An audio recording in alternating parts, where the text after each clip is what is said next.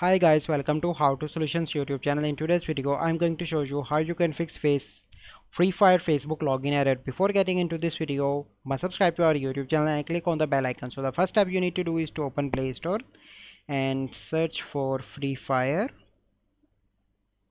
And if there is an update, you need to update that application. And then you need to go into the settings and go into the app management and search for Free Fire and clear storage and cache. Once you've done that, you simply need to go back and open Free Fire and try to log in with the Facebook. So let me open the game again and try to log in with Facebook. So let me show you. Now it is working. So this is the Free Fire game. So now it is loading and click on sign in with Facebook.